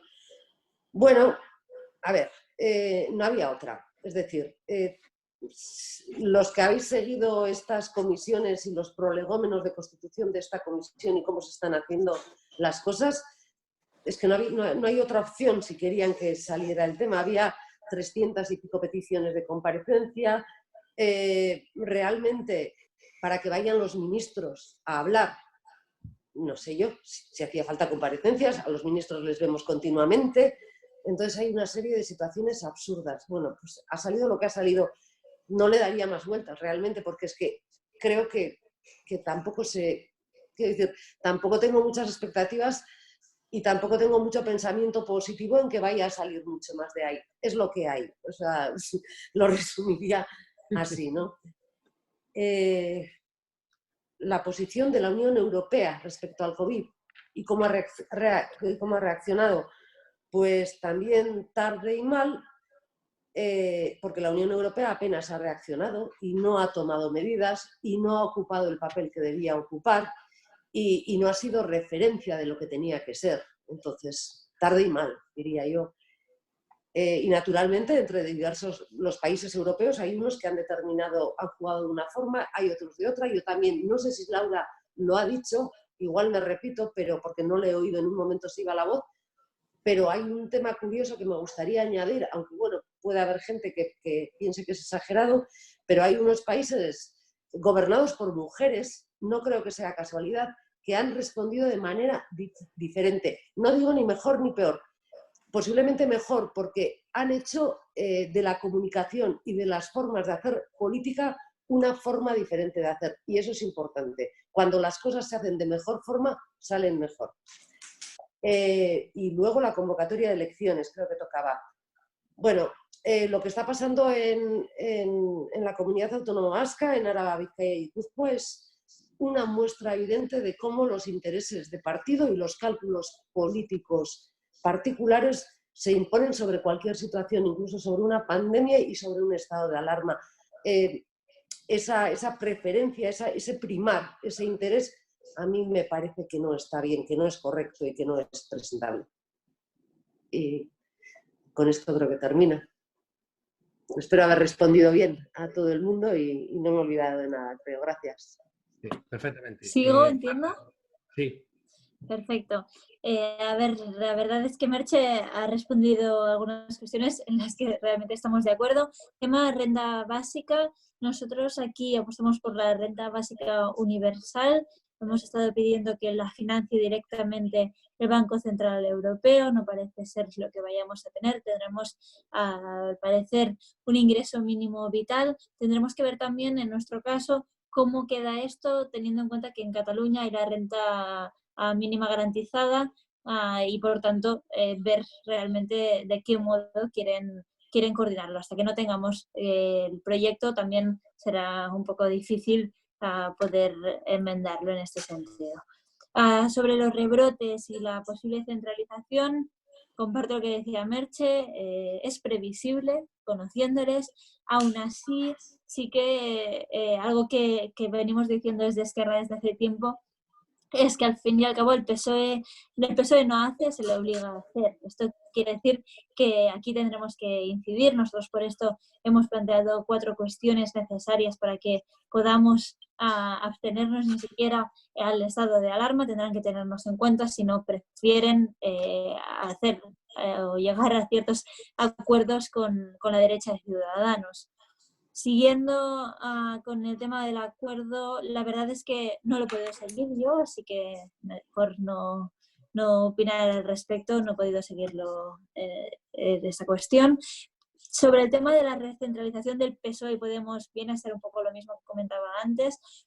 Sí que también es cierto que de Podemos nos lo esperamos bastante.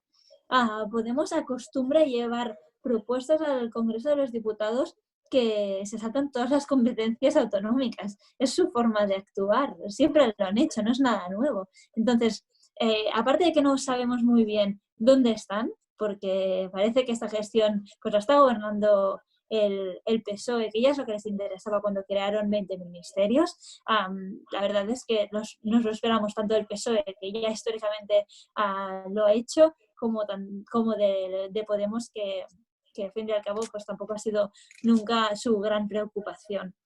Finalmente, sobre el tema de la Unión Europea, comparto que la Unión Europea ha llegado tarde y todavía sigue llegando tarde, algo que realmente es preocupante, teniendo en cuenta que al fin y al cabo la Unión Europea ya estaba en una situación de crisis y por tanto se pone en una situación aún más grave de crisis del club de estados que supone la Unión Europea. Aquí también se hace más evidente que nunca a la reclamación que venimos haciendo a distintos partidos, de hecho los partidos aquí presentes y seguro sé de unos porque también forman parte conjuntamente con nosotros como el BNG del mismo grupo europeo. Aquí nosotros siempre hemos reclamado la Europa de los pueblos y esto se hace más evidente que nunca en un momento en que incluso estamos viendo un mayor autoritarismo en ciertos estados europeos, como hemos podido ver estos días también en Hungría. Aquí hace falta respuesta directa, ágil y a la vez tener en cuenta que seguimos teniendo una crisis migratoria, que nos seguimos encontrando que hay muchísima gente ahora mismo en los campos griegos y que ni Europa ni el Estado español, sobre todo poniendo el énfasis en el Estado español, no están siendo capaces de reaccionar de forma rápida para que esta crisis sanitaria pues pueda resolverse de la mejor manera posible para todos, de forma igualitaria. Muy bien. Tenga la palabra Albert, otra. Bueno, pues contesto las preguntas y luego me tendré que marchar, que ya se lo conté a Rubén. Estoy todavía en Madrid, pero de aquí un rato tengo el tren, así que me tendré que despedir y seguir el debate luego en cómo lo habéis concluido. Sobre las preguntas, la primera de la renta básica. Nosotros sí que la defendemos porque es verdad que en un modelo económico anterior el trabajo era como el acceso al bienestar y la garantía a ciertas prestaciones sociales. Cada vez el trabajo es más precario y cada vez hay más sectores expulsados del trabajo estable y bien remunerado, y la única alternativa para que esta precariedad laboral no implique precariedad vital y social es que haya un ingreso, una renta básica que simplemente por el derecho de tener una vida digna, ¿no? Que no es exactamente pues, las rentas que existen ni tampoco el ingreso mínimo vital que se plantea. Que como dicen los defensores de la renta básica, ya no es una cuestión solo filosófica el enfoque entre renta básica o rentas dirigidas a los sectores más vulnerables, sino que también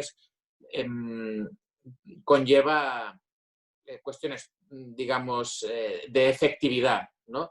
El hecho no conozco los casos de Euskadi y Navarra, pero en el caso de Cataluña se instauró hace pocos años y las entidades impulsoras no quedaron nada satisfechas, porque el hecho de que para percibirla tengas que cumplir una serie de requisitos implica más burocracia, implica más dificultades, implica que gente que objetivamente debería acceder a esta renta pues no lo hace, ¿no? Entonces, lo que se está planteando con el ingreso mínimo vital puede terminar en esto, ¿no? El hecho de que a través del papeleo y la burocracia pierdas un derecho. la ventaja de la renta básica es que la recibes por el solo hecho de ser persona y aquí no hace falta que acredites ninguna cosa. Entonces, es la ventaja. Ahora, como todas las cuestiones, la cuestión clave es cómo se financia. Entonces, sin unos cambios fiscales, sin un reparto de la riqueza, pues evidentemente un ingreso como el que exigiría una renta universal, pues no se puede plantear. Por eso hablábamos de lo importante que es las relaciones de clase que hay en el Estado español y en cualquier territorio y estado del mundo. Las preguntas que se han hecho sobre recentralización, yo tengo la sensación, nosotros tenemos la sensación que como que es una tendencia de fondo los momentos del Estado español, es decir, el Estado español hace como unos 20 años que decidió que lo que había cedido en la transición había sido fruto de un momento de correlación de debilidades, o así como se llamó, pero que era momento de ir recuperando este terreno y lo empezó la derecha con Aznar, pero luego es una tendencia de fondo. Los paréntesis que hay en sentido contrario son eso, paréntesis, y entonces incluso ahora tengo la sensación que como que la situación económica se va a recrudecer. No sé si el PSOE lanza una cuestión y los que tenéis más relación con el PSOE podréis, digamos, precisar más, ¿no? Pero no sé si el PSOE va a seguir manteniendo las alianzas de la investidura o tarde o temprano lo que nos encontraremos es con unas grandes alianzas tipo la que le exigió Europa, la Unión Europea en su momento para aprobar el artículo 135. Es decir, bueno, esto es los deberes que os ponemos si queréis el dinero europeo y eso pues supongo que rompería me imagino las alianzas que tiene el PSOE y solo sería posible sostenerlo con PSOE-PP. Pero bueno, son especulaciones, ¿no? Pero sobre todo desde la perspectiva de que la situación económica yo creo que se va a recrudecer, ¿no? Y entonces todo lo que pudiera anunciar de progresista en su momento el gobierno PSOE-Podemos, incluido pues también una versión más de diálogo con los pueblos sin Estado y tal, va a pasar a segundo, tercer, cuarto plano, es la impresión que tengo. Y finalmente, sobre la Unión Europea, pienso que ya era un proyecto en crisis, que lo había demostrado en la gestión de la crisis financiera de hace 10 años, en particular las condiciones que le impuso a Grecia, pues me parecen que no es el proyecto que decían ser, que ya sabíamos que no era, porque se había forjado a partir de los intereses del capital principalmente, pero luego con una fachada pues de derecho y tal, pero en el caso de Grecia lo que prevaleció simple y llanamente fueron estos intereses del capital.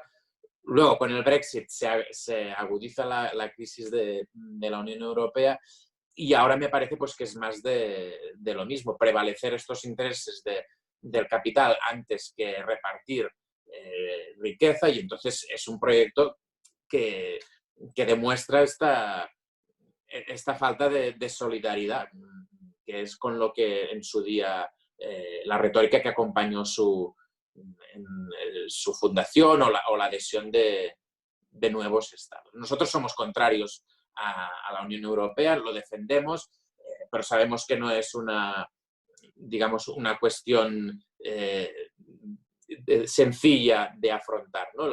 El propio gobierno de Grecia en su momento planteó un desafío a las imposiciones de la Unión Europea y no fue capaz de sostenerlo, pese a que en su referéndum ganó un rechazo al memorándum que le imponía la Unión Europea. Por tanto, un pulso de esta forma a la Unión Europea sabemos que necesita de tanta fuerza política y social como el que necesita una ruptura con el Estado español y, por tanto, necesita de acumulación de fuerzas, pero tarde o temprano debe darse, porque la Unión Europea, las imposiciones de la Unión Europea no son nunca a favor de las clases populares, sino del gran poder financiero transnacional y del capital. Muy bien. Moitas gracias, Albert. Ten a palabra. Me despido. Adeu, Albert. Adeu.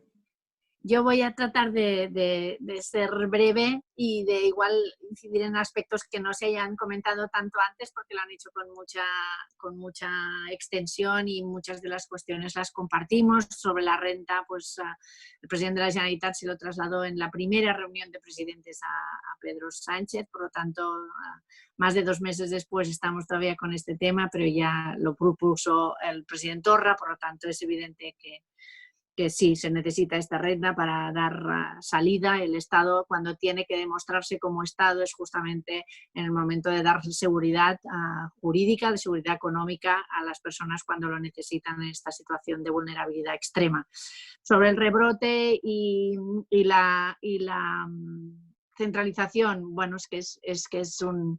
Yo lo he dicho antes, es que es una pulsión propia del Estado español y por lo tanto nada me permite pensar que no lo vayan a continuar haciendo.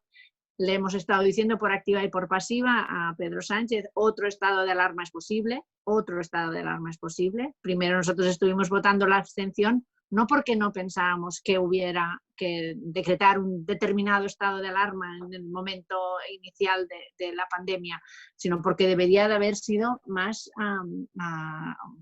incisivo en las medidas que, a falta de vacunas, a falta de EPIs para protección para todo el mundo, de test masivos, pues el confinamiento era lo que permitía que no se propagara y tampoco en eso lo hicieron. Por lo tanto, en ese sentido, no hay mucha esperanza a pensar que vayan a llevar a cabo otra recentralización si hubiera otro rebrote. Estos días hemos estado teniendo conversaciones, en mi caso con la vicepresidenta Calvo, porque después de decir, bueno, lo has dicho tantas veces esto de que otro estado de alarma es posible, pues vamos a ver qué estado de alarma sería posible y básicamente también ya hace más de un mes que les decimos que lo fundamental es pues eso, el retornar las competencias. Yo creo que antes Néstor lo ha dicho, cuando hablábamos de que la recentralización ha sido letal, es porque el Estado español no estaba gestionando la sanidad, en mi caso de Cataluña, desde hace 40 años. Por lo tanto, es que cuando se tuvo que hacer las compras no se sabía ni qué se compraba, ni a dónde se compraba, ni cómo se compraba. La prueba es que se ha comprado material defectuoso y también en ese sentido pues los decomisos, las requisaciones que se llevaron a cabo por parte de la Guardia Civil, que eso también, el hecho de recentralizar el material, quitárselo a los hospitales por la vía de la Guardia Civil, llevarlo a Madrid y que luego por no se sabe muy bien qué criterio de redistribución llegaran, es evidente que volvemos a estar con el factor tiempo, que es una coordenada fundamental en esta ecuación. Por lo tanto, nada me lleva a pensar que el rebrote no llevara asociado una recentralización, pero espero que, ya que dicen y presumen tanto de ser el gobierno del diálogo, pues entiendan que sin este estado de alarma que pasa por la merma absoluta de las competencias, pues probablemente estuviéramos todos en mejores circunstancias para poder salvar o corregir o mejorar la situación después de un rebrote. La comisión, los acuerdos que me parecían, ¿no? Decía desde Junts per Catalunya, los acuerdos de esta comisión de recuperación. Bueno, pues es que es muy sencillo. Juan Palomo, yo me lo guiso, yo me lo como y ya sabíamos que esto iba a ser así. Empezamos de un modo muy grandilocuente con los nuevos pactos de la Moncloa, con unos encuentros bilaterales en los que participamos cada uno de nosotros y luego se ha ido descafeinando porque el gobierno también va cambiando de alianzas según le parece. Le pareció que en un momento determinado el PP podía ser una mejor alianza y el PP inmediatamente pasó a hacer lo que quería hacer, que era su comisión de investigación, con lo cual ya estamos en una más de las comisiones de investigación, que ya no es de investigación, es una comisión que le han dado este nombre de recuperación económica y social, pero que el modus operandi no la diferencia en nada del resto de comisiones y del el rendir cuentas que ya deben de dar cada uno de estos ministros en sus propias comisiones. Estamos teniendo comisiones en las que todavía no se han presentado los ministros, pues añadimos nuevas comisiones y con lo cual incidimos en este estado pues de una agilidad que brilla por su ausencia, y que se mueve de un modo jurásico cuando justamente este tipo de soluciones requieren decisiones rápidas. Y también incido en lo que he dicho antes, que los países gobernados por mujeres y que tienen un mejor índice de supervivencia y la menor afectación de sus ciudadanos por parte del virus, pues se ha basado en unas decisiones rápidas, en un modo de comunicar empático, con una sinceridad y una toma de decisiones colegiada y una descentralización y, por tanto, unas políticas de proximidad que cuando se ven que se repiten en distintos lugares y es una fórmula de éxito, pues parece que no se puede aducir es que si lo hubiéramos sabido. Bueno, pues cuando ya vas viendo cuál ha sido la experiencia, pues ahora ese argumento no ha lugar. De todos modos, al hacer el apunte sobre esta comisión y los acuerdos, yo creo que las etiquetas como las máscaras van cayendo. Y por lo tanto lo que hemos visto es que el gobierno más dialogante de la historia no dialoga y el gobierno más progresista de la historia no tiene nada que envidiarle al régimen del 78 pata negra. Por lo tanto, yo creo que en ese sentido también debemos de empezar igual a cambiar las etiquetas, porque esto de izquierdas o derechas, pues viendo las políticas, viendo las maneras de proceder de este gobierno que tenemos, pues no se diferencian muchos unos de otros. Y de hecho hemos empezado porque la pregunta hablaba de los acuerdos que se habían conseguido precisamente con Vox, etcétera, ¿no? Que es lo que ha llevado a cabo la pregunta. ¿Quién frena las comisiones de investigación sobre los Borbones? ¿Quién no deroga la ley Mordaza? ¿Quién antes consideraba que los informes de Amnistía Internacional eran una referencia y ahora se ponen de perfil cuando Amnistía Internacional está exigiendo la liberación inmediata de Jordi Sánchez y Jordi Cuixart, por ejemplo? Por lo tanto, yo creo que en ese sentido, más que las etiquetas y los nombres en los que muchos se sienten cómodos, lo que deberíamos de ver es las acciones y la coherencia de las acciones, porque allí pues yo creo que tienen un franco margen de mejora. Y la última cuestión, Europa, pues yo creo que ha tenido, ya lo hemos repetido, no insistir en ello, un papel más que discreto, más que tibio en cómo afrontar la pandemia, en la toma de medidas, en el respaldo financiero y fiscal que acompaña o que debería de acompañar las acciones del Banco Central Europeo, y por lo tanto en ese sentido también hay un camino para la mejora si se quiere profundizar en esta Europa que pueda ser de todos. Sí que, sin embargo, con respecto a la utilización de las tecnologías y a la no paralización de las actividades parlamentarias, pues en ese sentido también Europa al menos ha permitido que hubiera sesiones que no han permitido otros parlamentos, o las dificultades que siguen poniendo todavía a día de hoy en el Congreso o en el Senado, que nos piden que nos añadamos a la celebración del Día de Internet y nos hacen desplazarnos cuando todavía Madrid o Barcelona están en fase 0 para intervenir 3 minutos en una comisión porque no permiten que sea telemática, cuando las herramientas lo permiten y cuando en otras instancias del propio Congreso pues se han llevado a cabo, como las juntas de portavoces o los grupos, etcétera. Por lo tanto, en ese sentido, también poder poner esta cuña positiva, al menos en la gobernanza digital, en este caso europea. Muy bien. Moitas gracias, Laura. E, por último, ten uso da palabra a Néstor Rego. Ben, renda básica, ingreso mínimo vital. Nos o que creemos, o que creo de BNG, é que as persoas teñen que ter garantido ingresos que garantan tamén vida digna. Ora, dito isto, creo que, ainda que poda non parecelo a veces como se conciban as cousas, como se conceptúen, pois ten tamén a súa trascendencia. Nos, por exemplo, pensamos que o que mellor garante esa vida digna é ter un emprego digno, un emprego estable e, por tanto, tamén un salario que corresponda a ese emprego. E desde esa perspectiva, para atender precisamente aquelas situacións en que iso non é así, creemos que o lóxico é pensar nun salario de inserción laboral e social. Un salario de inserción laboral e social que garanta ingresos en tanto non se ten un traballo e que mesmo permita compatibilizar durante un certo período de tempo para que incentive tamén a busca de de emprego, e que poda ser compatible con outro tipo de rendas, de axudas e situacións, como antes comentaba Merche.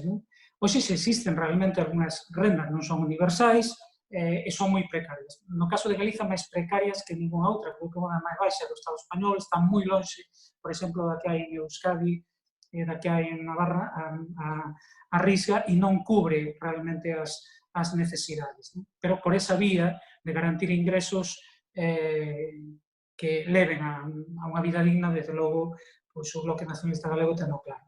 No que ten que ver coa recentralización, hai dúas cuestións. Unha, en relación coa cronificación desta crise sanitaria. Ou sen ela, porque o domingo escoitamos unhas declaracións a Pedro Sánchez que, se non as rectifica, desde logo son para preocuparse. O que dixo foi que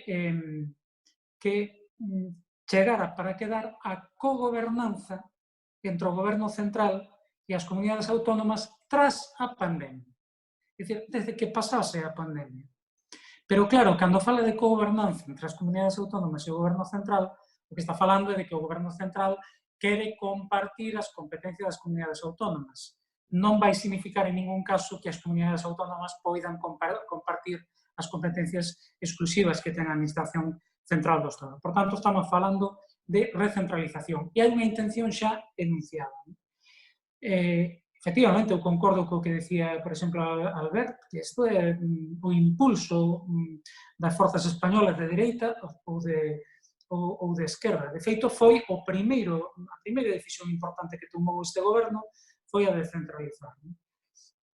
E claro, cando se di, e como valorades que sexa o PSOE e Podemos quen faga isto? Porque son forzas españolas e aquí móvense nos mesmos parámetros que as outras. Nun primeiro momento, todas as forzas españolas aplaudiron esa decisión. Vox, a que máis, tamén o PP, tamén Ciudadanos. Eu tive que decir, pois creo que foi no penúltimo debate do estado de alarma, decir precisamente, mire, levaron vostedes a situación a tal extremo que se dá o paradoxo de que somos as forzas soberanistas que non estamos de acordo co Estado autonómico, porque queremos a soberanía das nosas nacións, as que temos que vir aquí a defender as competencias das comunidades autónomas frente a vostedes que se din autonomistas e por veces mesmo federalistas, pero que fan é recentralizar. Por certo, de paso, fixeronlle un favor grande ao PP, porque se nun primeiro momento aplaudiu, porque tamén está no seu ADN a centralización, agora resulta que, porque lle interesa nesa política de desgaste ao goberno, está facendo causa da defensa das competencias autonómicas. En Galiza, pois, vémolo moi claro. No tema das comparecencias, a ver, eu, en fin, tamén creo que non vai valer para moito esa comisión, que comeza mal, que estamos no de sempre. O das comparecencias é unha mostra máis. Nos, por exemplo, presentamos os 6 propostas de comparecentes, foron rexeitadas todas, xa supoñemos, pero é unha que nos preocupa especialmente polo que ten de significado de mentalidade centralista, desa mentalidade da España única, que é a proposta de que comparecese o secretario xeral da CIGA, que é o primeiro sindicato, é a primeira central sindical de Galiza. Ali estaba a proposta do PSOE e do Podemos de que comparecesen o secretario xeral de Comisións e de UGT, nós propuxemos que comparecese o secretario xeral da CIGA, Euskal Herria Bildu propuxo que comparecese o secretario xeral de ELA e a secretaria xeral de LAB, foron rexeitadas esas propostas, pois, claro, sodes desa mentalidade de que aquí o que conta é o que existe en Madrid, pero non reparan en que en Galiza o primeiro sindicato é a CIGA e de que nin Comisión nin UGT pois son os primeiros en Euskadi onde están efectivamente a cabeza ela e LAB. Por certo, vulnerando tamén a legalidade, porque tanto a CIGA como ela teñen a condición de sindicato máis representativo se, por exemplo, fan parte con Comisión e UGT do Consello Económico e Social do Estado, pero despois iso non, esa legalidade non a respetan casi nunca. A Unión Europea, bueno, por ser breves, eu creo que nesta crise quedou máis en evidencia que nunca. E quedou máis en evidencia que nunca tamén o que realmente é, desde a nosa perspectiva, a Unión Europea, que é unha estrutura ao servizo das oligarquías, especialmente daquela dos estados centrais. Esa falta de sensibilidade, da mínima capacidade de de mostrar pois, algún tipo de solidariedade cos países, cos estados que máis están sofrendo esta crise, pois eu creo que deixa en evidencia que non é realmente a Europa social, democrática e a Europa dos povos que necesitamos. E, por tanto, nos creemos que non serve a Unión Europea e que hai que ir a unha Europa diferente, como digo, das liberdades, das políticas sociais, da democracia e dos povos. E, por último, as eleccións. Bueno, eu creo que o BNG opina que é unha irresponsabilidade absoluta convocar eleccións neste contexto. Nun contexto de pandemia ainda non controlada, de estado de alarma, de estado de emerxencia sanitaria, por tanto, que non se garante os mínimos desde o punto de vista do control definitivo da epidemia e tampouco se garanten o mínimo democrático de participación nun proceso electoral. Por tanto, é unha irresponsabilidade, pero unha irresponsabilidade que lle hai que achacar non só a Feixóo e o Partido Popular en Galiza ou o PNV en Euskadi. Non sei exactamente cal é a situación ali. Hai que achacar tamén ao PSOE e Podemos, porque eu quero lembrar que quen autorizou a convocatoria de eleccións no mes de xullo foi o goberno de PSOE e de Podemos votando a favor da emenda que presentou no último debate do estado de alarma o PNV. Por tanto, menos demagoxia, porque no caso de Galiza agora están dicindo que están en contra cando foron eles os que permitiron que iso fose así e non parecenos que non se deberían celebrar. Que ahora a prioridade é salvar vidas, controlar definitivamente a epidemia e as eleccións pois hai que facelas cando sexa posible realizalas con garantías. Moi ben, pois moitísimas grazas a todos e a todas. Había máis preguntas, pero xa nos fomos un pouco de tempo, así que nada, reiterarvos as grazas e tamén os parabéns polas vosas intervencións en nome tanto da Fundación Galiza Sempre como de Mar de Lumes, pedir disculpas tamén á xente que nos seguiu por problemas técnicos que intentaremos que en seguintes palestras non volvan a acontecer, e simplemente lembrarvos que a próxima cita a temos o vindeiro luns 18 ás 6 da tarde con Ana Pontón, portavoz nacional do BNG, e Catarina Martins, portavoz nacional do Bloco de Esquerda de Portugal. Así que moitísimas grazas e moi boa noite. Gracias a vosotros. Boa tarde. Gracias. Adeu. Adeu. Adeu. Adeus.